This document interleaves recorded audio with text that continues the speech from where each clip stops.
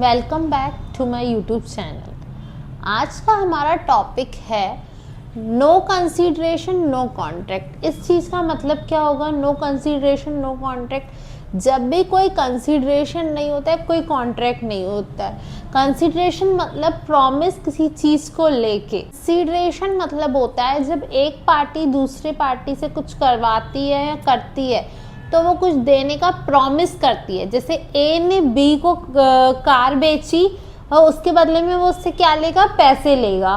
तो ऐसे ही कुछ ना कुछ कंसीडरेशन हमेशा रहता है। कंसीडरेशन के बिना कोई कॉन्ट्रैक्ट नहीं होता है। बट सेक्शन 25 के अंदर कुछ एक्सेप्शंस हैं। कुछ क्या हैं वो कुछ एक्सेप्शंस?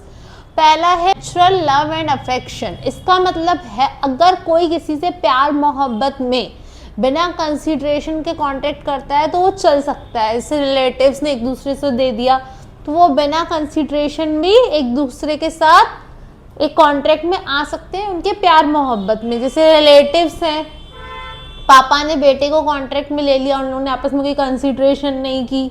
या फैमिली मेम्बर्स हैं, पार्टनरशिप में आ गए, उन्होंने कोई कॉन्ट्रैक्ट नहीं किया, तो ये नेचुरल लव एंड अफेक्शन में आता है। Second is pass voluntary services. पास में किसी ने कुछ काम कर रखा है जिसके लिए ऑलरेडी आपने प्रॉमिस किया हुआ था कि मैं आगे फ्यूचर में आपकी हेल्प करूंगा। बैरेड डेप्थ होता है एक रिटर्न प्रॉमिस कि आप डेप्थ को बाद में रीपे करोगे। रिटर्न प्रॉमिस है तो ये भी कंसीडरेशन की ज़रूरत नहीं है, आप बिना कंसीडरेशन के वो पे कर सकते हैं। और गिफ्ट, अगर आप किसी को गिफ्ट दे रहे हो, कुछ ऐसा कर रहे हो तो भी एक्सेप्शन में काउंट होता है।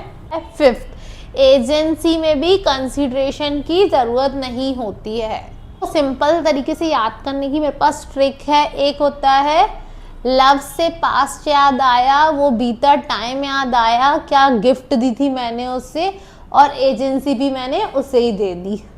आई होप आपको ये टॉपिक क्लियर रहा हो। ऐसे और भी लॉ कॉन्सेप्ट्स को समझने के लिए please like share and subscribe to my YouTube channel.